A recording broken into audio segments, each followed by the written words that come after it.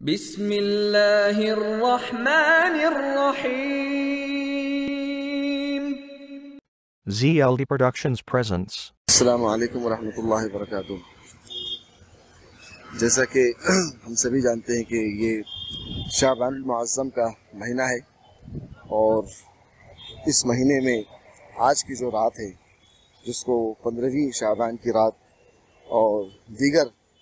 الفاظ میں اس کو شب برات کہتے ہیں، تو اس سے پہلے کہ ہم شب برات کے تعلق سے کچھ بات کریں یا حدیثوں کو پیش کریں، اس سے پہلے چند بنیادی باتیں اگر ہمارے ذہن میں ہوں تو بات بہت آسانی سے سمجھ میں آ سکتی ہے۔ سب سے پہلے سے دعا کریں کہ اللہ تعالی ہمیں فتنوں سے اور بدعات سے اور رسم و رواج سے اور شرک سے اللہ تعالی ہم سب کی حفاظت فرمائے۔ دیکھیے، مسلمان کے لیے ضروری ہے کہ وہ جو بھی معاملہ کرے، چاہے دنیاوی معاملہ ہو چاہے اخروی معاملہ ہو، عبادات کا معاملہ ہو، اخلاقیات کا معاملہ ہو، بہت ضروری ہے کہ ہم اس کے اندر یہ دیکھیں کہ اسلام نے ہمیں اس معاملے میں کیا تعلیم دی ہے، اللہ کے رسول نے ہمیں کیا تعلیم دی ہے۔ اس لیے کہ قرآن ہمارے لیے منبع ہدایت ہے، اور اللہ کے رسول صلی اللہ علیہ وسلم کی زندگی ہمارے لیے اسوہ اور بہترین نمونہ ہے کہ جس میں ہم اپنی زندگی کی ساری چیزوں کو پاتے ہیں۔ تو ہم کوئی بھی عمل کریں جس کا تعلق عبادات مالیہ سے ہو یا عبادات بدنیہ سے ہو، بہت ضروری ہے کہ ہم اس معاملے میں تحقیق کریں، اس معاملے میں تفتیش کریں اور اس نتیجے پر پہنچیں کہ وہ صحیح احکام قرآن حدیث سے کیا ہے۔ اس کے بعد بھی جب ہم اس پر عمل کرتے ہیں تو اس کے نتائج بھی ہماری زندگی میں رونما ہوتے ہیں، اور اس کے نتائج بھی ہماری زندگی میں اس کے اثرات مرتب ہوتے ہیں۔ تو دیکھیے، 15 شعبان کے تعلق سے کچھ طبقہ اس وقت ایسا ہے جو سرے سے اس کا انکار کرتا ہے، اور کچھ ایسے ہیں جو اس کے اندر بہت زیادہ غلو کرتے ہیں۔ تو اسلام اعتدال پر چلتا ہے اور اسلام اعتدال کو پسند کرتا ہے۔ مزید آگے بڑھنے سے بہتر ہے کہ ہم کچھ اصولوں پر نظر ڈالیں ہم کہ احادیث کی کچھ اقسام ہیں۔ ان اقسام کے بعد میں حدیث کی پھر ایک قسم یہ ہوتی ہے کہ حدیث ضعیف ہے۔ اب دیکھنا یہ ہوتا ہے کہ حدیث میں ضعیف کس درجے کا پایا جا رہا ہے۔ اب حدیث میں ضعیف دیکھنے کے لیے، اس کا ضعف دیکھنے کے لیے 2 طریقہ کار محدثین نے بتائے ہیں، جو غالباً اس رات کا سرے سے جو لوگ انکار کرتے ہیں ان بیچاروں کو جو تحقیق پر لگے ہوئے ہیں، ان کی تحقیق یہاں تک نہیں پہنچی ہے، اور نہ ان کو اس بات کا علم ہے کہ ضعف کہاں کہاں پایا جاتا ہے اور کن کن ضعف کی بنیاد پر حدیث کو ہٹایا جا سکتا ہے، اور کن ضعف کے باوجود حدیث پر عمل کیا جا سکتا ہے۔ تو دیکھیے، حدیث میں ضعف 2 معنی کر ہوگا، یا تو حدیث میں ضعف سند کے اعتبار سے ہوگا، یا حدیث میں ضعف حدیث کے الفاظ کے بدلنے یا راوی کے بدل دینے کی وجہ سے ہوگا۔ اب شب برات کے تعلق سے جو احادیث ہیں، کم و بیش 10 صحاباؤں سے یہ احادیث منقول ہے، گرچہ تمام کے تمام سندن ضعیف ہیں، ہم اس کا انکار نہیں کرتے، تمام کے تمام سندن ضعیف ہیں، لیکن ان تمام کا تعلق فضائل سے ہے۔ اور ایک بات یاد رکھیے کہ جو حدیث ضعیف ہوتی ہے، اگر اس کو مؤید یعنی تائید کرنے والا مل جائے، یہ متفقہ اصول ہے۔ یہ اصول غیر مقلدین کے یہاں بھی چلتا ہے۔ ویسے تو غیر مقلدین کے یہاں اصول کی اصل منہج یہ ہے کہ جو عمل ان کے خلاف ہو وہ تمام اصولوں کو وہاں پر پس پشت ڈال دیتے ہیں، اور جس پر ان کو عمل کرنا ہے اس میں چاہے جتنا ضعف ہو اور چاہے جتنا اس کے اندر کمزوری پائی جائے، چونکہ انہیں اس پر عمل کرنا ہے، اس لیے وہ اس پر کسی کی بات کو نہیں مانیں گے، کسی کے رد کو نہیں دیکھیں گے۔ تو شب برات کے تعلق سے جو متعدد روایتیں آ رہی ہیں، آپ دیکھیں کہ یہ روایتیں جو آ رہی ہیں کسی ایک کتاب میں نہیں آ رہی ہیں۔ شب برات کی جو تعلق سے روایتیں آ رہی ہیں وہ کسی ایک کتاب میں نہیں آ رہی ہیں، بلکہ جیسے کہ آپ دیکھیں، ایک روایت حضرت عائشہ رضی اللہ تعالی عنہ سے، جو کہ خاص طور پہ اس کو سبھی نقل کرتے ہیں کہ اللہ کے رسول صلی اللہ علیہ وسلم کو انہوں نے ایک رات دیکھا کہ وہ بستر پر نہیں تھے۔ تو بستر پہ جب نہیں تھے تو انہوں نے پھر ان کو تلاش کیا، وہ جنت البقیع میں ملے۔ وہ پوری روایت امام بائقی نے نقل کی ہے، اور اس کو باقاعدہ نقل کرنے کے بعد میں امام بائقی نے کہا کہ ہذا مرسل جید۔ اسی کے ساتھ ساتھ اس حدیث کو امام بائقی نے شعب الایمان میں پھر سے نقل کیا ہے، اور دوسرا پھر जलाल उद्दीन सुयूती, अल्लामा जलाल उद्दीन सुयूती रहमतुल्लाह अलैह ने और भी मुहद्दिसीन ने ये एक हदीस जो हज़रत आयशा से मरवी है, इसको सिर्फ एक रावी ने नकल नहीं किया, बल्कि इस रिवायत को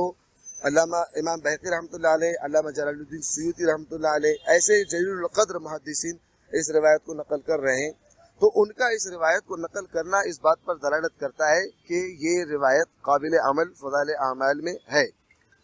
अब वो रिवायत क्या है, उस रिवायत के अल्फाज क्या हैं वो देखें आप कि अतदरीन अय्यु लैलतिन हादिही क़ुल्तु अल्लाहु व रसूलुहु अअलम। तो ये निस्फ़ शाबान की रात है जिसमें अल्लाह के रसूल सल्लल्लाहु अलैहि वसल्लम ने हज़रत आयशा से फरमाया, जब हज़रत आयशा उनको तलाश करने निकली तो हज़रत आयशा से फरमाया क्या तुम्हें मालूम है कि ये कौन सी रात है? तो हज़रत आयशा ने फरमाया कि अल्लाह उसके रसूल बेहतर जानता है। आप सल्लल्लाहु अलैहि वसल्लम ने फरमाया कि ये शाबान की 15वीं रात है, इस पर अल्लाह रब्बुल इज़्ज़त अपने बंदों पर नज़र रहमत फरमाते हैं, बख्शिश चाहने वालों को बख्श देते हैं, रहम चाहने वालों पर रहम फरमाते हैं और बुग़्ज़ रखने वालों को उनके हाल पर छोड़ देते हैं। इसके बाद में एक हदीस और भी मिलती है शोबल ईमान में इमाम बहक़ी रहमतुल्लाह अलैह से, और इसी के साथ साथ मजमाउज़ ज़वाइद में कि हज़रत अबू बकर सिद्दीक़ से रिवायत है कि यंज़िलुल्लाहु इला समाई दुनिया लैलतन निस्फ़ मिन शाबान फयग़फ़िरु लिकुल्लि शैइन इल्ला रजुलन मुशरिक औ फ़ी क़ल्बिही शहन। ये एक रिवायत और मिलती है,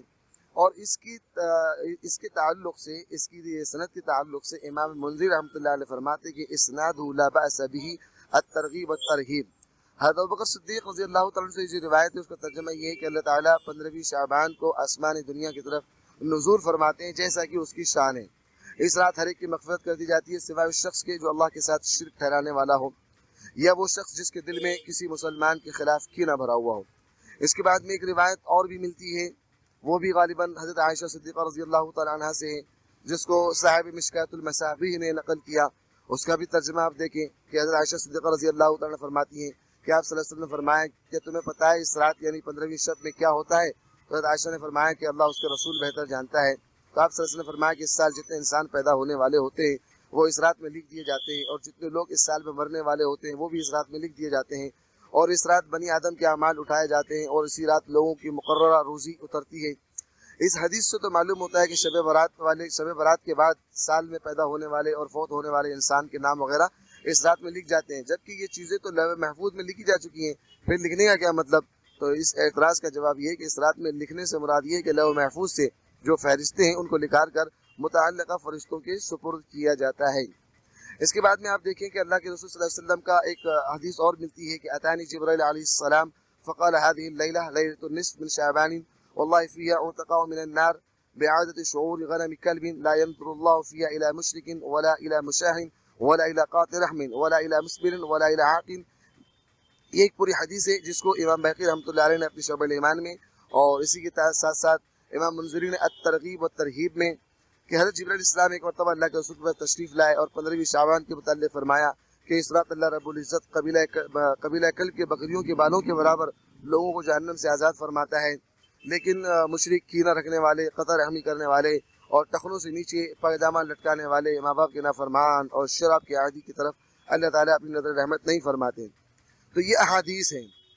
अब इसके बाद में आप देखें कि अकाबिरीन उम्मत इस ताल्लुक़ से क्या कहते हैं। ये जो आज के ज़माने में गैर मुक़ल्लिद पैदा हुए हैं इनकी कोई हैसियत नहीं है, इनका शुमार आप समझ सकते हैं कि यहूद व नसाराओं से भी बदतर है। इनका इल्म सिर्फ बोना इल्म है और बहुत ही घटिया इनकी तहक़ीक़ात हैं। ये सिर्फ अल्लाह के बंदों को अल्लाह से दूर करने का काम कर रहे हैं,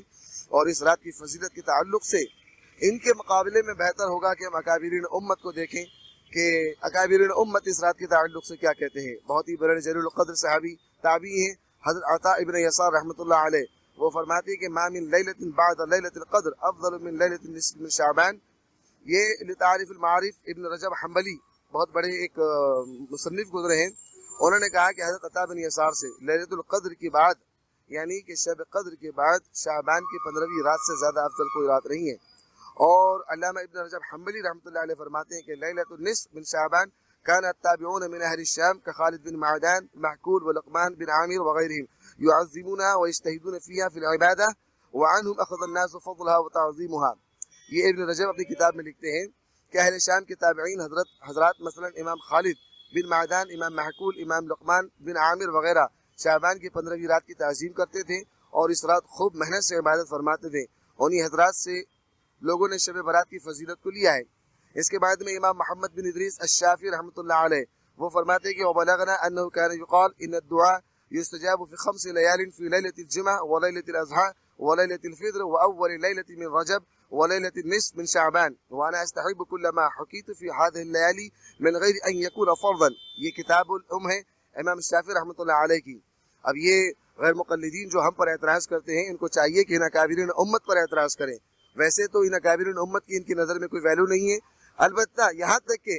جن لوگوں نے اس جماعت کو پیدا کیا اس جماعت کے اکابرین جو علماء غیر مقلدین پہلے کے سابقہ ہیں ان لوگوں نے بھی اس رات کو مستحب اور اس رات کی فضیلت کو مانا ہے. مگر چونکہ یہ جو بعد کے فتنہ اصل میں جماعت کی بنیادی فتنے پر مبنی ہے تو بعد کے لوگوں نے ان کا بھی انکار کر دیا. تو یہ امام شافعی رحمۃ اللہ علیہ کی بات جو میں نے ابھی آپ کو عبارت پڑھ کے سنائی کہ یہ کتاب الام میں ہے. امام شافعی رحمۃ اللہ علیہ کی بہت ہی معرکۃ الآراء کتاب ہے کتاب الام. اس کتاب کے اندر جلد نمبر 1 میں اس بات کو انہوں نے نقل کیا اور عنوان قائم کیا العبادہ لیلۃ العیدین السنن الکبریٰ للبیہقی. اس کے بعد میں یہ ترجمہ دیکھیے اس کا کیا ہے کہ ہمیں یہ بات پہنچتی ہے، کہا جاتا ہے کہ 5 راتوں میں دعا زیادہ قبول ہوتی ہے، جمعہ کی رات، عید الاضحیٰ کی رات، عید الفطر کی رات، رجب کی پہلی رات، نصف شعبان کی رات. میں نے ان راتوں کے متعلق جو بیان کیا اسے مستحب سمجھتا ہوں، فرض نہیں سمجھتا. اور یہی علماء احناف کا بھی قول ہے کہ شب برات کے اندر جو بھی ذکر و اذکار اور عبادات کا معاملہ ہے ان تمام کا تمام تعلق استحباب سے، کوئی فرض اور واجبات میں سے نہیں ہے. اور ایک اور بات سنیے، علامہ زین الدین بن ابراہیم الشیبان بن نجیم المصری، یہ حنفی عالم ہے، غالباً ان کی بات تو غیر مقلدین کو قطعاً بالکل نہیں چلے گی. یہ البحر الرائق ان کی کتاب ہے، بہت ہی معرکۃ الآراء کتاب. گرچہ غیر مقلدین کی نظر میں ان کی کوئی ویلو نہ ہو لیکن علماء عرب البحر الرائق کے سامنے اپنے گھٹنے اور اپنے سروں کو جھکا دیتے ہیں. وہ فرماتی کہ وَمِنَ الْمَنْدُوبَاتِ أَحْيَاءُ اللَّيَالِي الْعَشْرِ مِنْ رَمَضَانَ وَلَيْلَةِ الْعِيدَيْنِ وَلَيَالِي عَشْرِ ذِي الْحِجَّةِ وَلَيْلَةِ النِّصْفِ مِنْ شَعْبَانَ كَمَا وُرِدَتْ بِهِ الْأَحَادِيثُ وَذَكَرَهَا فِي التَّرْغِيبِ وَالتَّرْهِيبِ مُفَصَّلًا. وہ فرماتے ہیں کہ رمضان کی آخری 10 راتوں میں، عیدین کی راتوں میں، ذی الحج کی 10 راتوں میں، شعبان کی 15ویں رات میں شب بیداری کرنا مستحبات میں سے ہے جیسا کہ احادیث میں آیا ہے. اور علامہ مندری رحمۃ اللہ علیہ نے انہیں ترغیب و ترہیب میں مفصلاً بیان کیا ہے. اس کے بعد میں ہندوستان کے ایک بہت بڑے مشہور محدث علامہ انور شاہ کشمیری رحمۃ اللہ علیہ فرماتے ہیں کہ ان هذه الليلة ليلة البراء وصح الروايات في فضل ليلة البراء العرف الشاذي. یہ رات لیلۃ البرات ہے اور اس رات یعنی لیلۃ البرات کی فضیلت کے بارے میں روایت صحیح ہے. تو یہ ایک مختصر سی اس روایت کے تعلق سے اکابرین امت کی باتیں تھیں. تو بہرحال ان تمام کا مجموعہ اس بات پر دلالت کرتا ہے کہ لیلۃ البرات کی اپنی فضیلت ہے اور اس کی اصل سے انکار نہیں کیا جا سکتا. اور دوسرا جو شروع میں نے کہا تھا کہ کسی حدیث کے ضعیف ہونے کا مطلب یہ نہیں ہوتا ہے کہ اس کو سرے سے انکار کر دیا جائے. آپ علماء امت کے اسلاف کے عمل کو دیکھیں. حضرت عمر بن عبد العزیز رحمۃ اللہ علیہ کا عمل اس پر رہا ہے شب برات کے تعلق سے. امام مالک اور امام شافعی کے حوالہ بھی میں نے آپ کو دیا. اس کے علاوہ علماء اسلاف اس رات کی فضیلت کا اعتراف کرتے چلے آئے اور اس رات میں باقاعدہ عبادتوں کا اہتمام کیا. اب عبادت کا جو طریقہ ہے اس طریقے کو اگر صحیح طریقے سے کیا جائے تو اس رات کی فضیلت کو ہر مومن اور مسلمان پا سکتا ہے. وہ کیا ہے کہ انفرادی طور پر عبادت کریں، اجتماعی طور پر نہ کریں، انفرادی طور پر دعا کریں. اور اس رات کے اندر قبرستان جانے کا معاملہ جو کہ حضرت عائشہ سے مروی ہے، ترمذی وغیرہ میں وہ روایت غالباً موجود ہے کہ اللہ کے رسول جنت البقیع میں تھے. تو اس روایت سے ایک طبقہ وہ ہے جو شب برات میں قبرستان جانے کو سنت بلکہ واجب قرار دیتا ہے، جو کہ صریح سنت کے خلاف ہے. اور سنت کا معاملہ تو ایسا ہے کہ اگر سنت رسول کی بات کی جائے تو ہونا تو یہ چاہیے تھا کہ اللہ کے رسول نے جس معیار سے عمل کیا ہے امت کو بھی اسی معیار سے عمل کرنا چاہیے. تو اگر سنت کی بات ہے تو اللہ کے رسول اپنی پوری زندگی میں شب برات میں جنت البقیع صرف ایک مرتبہ گئے، اس کے علاوہ اللہ کے رسول صلی اللہ علیہ وسلم اپنی زندگی میں دوبارہ کبھی نہیں گئے. تو ہم امتیوں کو بھی چاہیے کہ ہم اسے قبرستان جانے کو ضروری نہ سمجھیں، بلکہ اگر چلے جاتے ہیں تو کوئی بات نہیں اور اگر نہ بھی جائیں تو کوئی حرج نہیں. تو کبھی کبھار چلے جایا کریں اور کبھی نہ بھی جائیں، تو اس سے جو اس حدیث پر عمل ہو جائے گا. دوسرا جو میں نے بتایا کہ ضعیف روایت کے لیے مؤید بالتعامل ہے اور وہ مقبول ہوتی ہیں، لہذا لیلۃ البرات یعنی شب برات کی فضیلت ثابت ہے. اور یہ جو ہمارے زمانے میں بے وقوف گھوم رہے ہیں غیر مقلدین، یہ جو کہتے ہیں کہ حدیث محض اسنادی ضعیف کو دیکھ کر یہ جو اس کو بے اثر قرار دیتے ہیں، یہ بالکل غلط ہے. اور ان کا یہ اعتراف غیر مقلدین کا کہ شب برات کی کوئی اصل نہیں، اس رات کی کوئی فضیلت نہیں، دراصل یہ ان کی اپنی جہالت اور شیطان کی پیروی ہے، ہوائے نفس پرستی ہے کہ اللہ کے بندوں کو جو ایک خوبصورت موقع فراہم ہو رہا ہے اللہ سے مقرب ہونے کا، اللہ سے مانگنے کا، یہ اللہ کے بندوں کو اللہ سے دور کرتے ہیں. اب اس کے بعد میں ایک بات یہ آتی ہے کہ 15 شعبان کا روزہ، تو اس تعلق سے دیکھیے بہت سے لوگ اس کے اندر غلو کرتے ہیں، تو غلو نہیں کرنا چاہیے۔ روزے کا معاملہ ہے تو وہ سنت نہیں ہے، نہ واجبات میں سے ہے، بلکہ اگر کوئی رکھتا ہے اپنی بشاشت نشاط کے ساتھ میں تو رکھے۔ اس کے تعلق سے حضرت علی رضی اللہ تعالیٰ عنہ سے ایک روایت ملتی ہے کہ اذا كانت ليلة النصف من شعبان فقوموا ليلها وصوموا نهارها فإن الله ينزل فيها لغروب الشمس إلى سماء الدنيا فيقول ألا من استغفر لي فاغفر له ألا من، یہ پوری ایک روایت ہے جو ابن ماجہ نے نقل کی ہے، اور اس کے ساتھ ساتھ امام بیہقی رحمۃ اللہ علیہ نے بھی اس کو اپنے شعب الایمان میں نقل کیا کہ حضرت علی فرماتے ہیں کہ شعبان کی 15ویں رات آئے تو اس رات کو قیام کرو اور دن کو روزہ رکھو، کیونکہ اللہ تعالیٰ سورج غروب ہونے سے لے کر صبح صادق تک آسمان دنیا پر جیسا کہ اس کی شان ہے نزول فرماتے ہیں، اور پھر اس کے بعد میں ارشاد فرماتے ہیں کہ کوئی بخشش طلب کرنے والا ہو تو میں اس کو بخش دوں۔ یہ تمام باتیں اس کے اندر ہیں کہ اللہ رب العزت بندوں سے مخاطب ہوتے ہیں۔ اور اس کے بارے میں کہا جاتا ہے کہ اس کی سند ضعیف ہے، اسناد ضعیف، کہ اس کی سند ضعیف ہے، لیکن آگے یہ دیکھیے کہ والضعیف یعمل به فی فضائل اعمال، کہ ضعیف روایتیں فضائل اعمال میں چل جاتی ہیں۔ اب اس حدیث میں 15 شعبان کے روزے کا تذکرہ ہے، اور پہلے بھی ہم نے بتایا کہ اس سے پہلے اللہ کے رسول علیہ السلام شعبان کے کثرت سے روزہ رکھا کرتے تھے، اس میں کسی کا کوئی انکار نہیں ہے اور کوئی اس کا رد بھی نہیں کرتا۔ تو ایسے ہی شعبان کا 15واں روزہ یہ حضرت علی سے، اور دیکھیے ہمارا تو معاملہ یہ ہے کہ ہم ما انا علی و اصحابی، کہ ہم اس پر چلتے ہیں کہ جو اللہ اس کے رسول سے پا جاتے ہیں۔ غیر مقلدین کا تو ایک اصول یہ ہوتا ہے کہ جب ان کے خلاف کوئی بات نکلتی تو وہ یہ کہتے ہیں کہ اللہ کے رسول سے ثابت نہیں ہے، اس لیے ہم نہیں اس کو نہیں کرتے ہیں۔